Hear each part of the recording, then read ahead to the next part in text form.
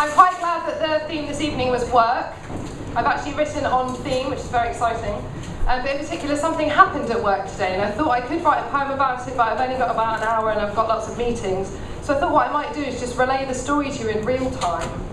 I mean, it is something that I feel like has probably happened to everyone in this room, and it's that moment where you're thinking, I will not cry at my desk. I will not cry at my desk. I will not cry at my desk.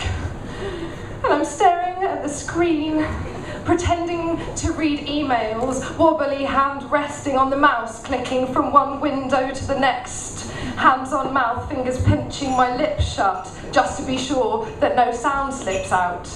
And I stop breathing or blinking for what feels like a year, so that my body is tricked into thinking I'm dead.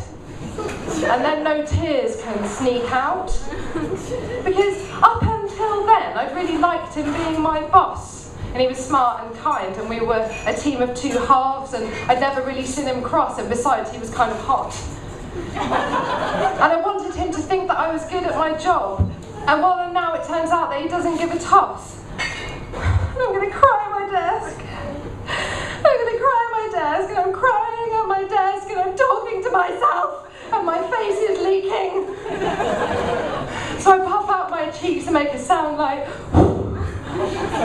to give myself the emotional conviction to swivel out of my seat and walk to the kitchen, and I do it, and I look fine. I can totally fake this, so I do the dishes and I make some tea and everything's fine. And then lovely Pam walks in and asks how I'm really doing. And I try and talk, but I can't, because as soon as someone is nice to you when you're upset, you cry. Fuck you, Pam. My stomach twists in a knot from my abdomen to the top of my throat, and I feel sick. I might be sick. I think I really might be sick.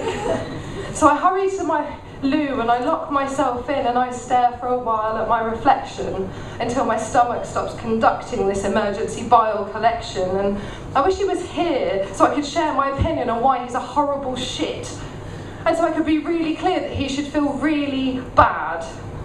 And I wish he was here, even though being in the cubicle with him would be weird, and I don't know where he'd sit, and although he wouldn't fit, maybe we could share the toilet seat, and though we wouldn't be face to face, just so I could tell him that I'm not having a cry because I like him, and that I want him to like me too and think I'm really good.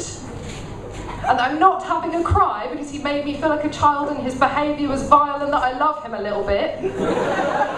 It's not because I'm sad, it is because he is a horrible shit and he's made me really mad.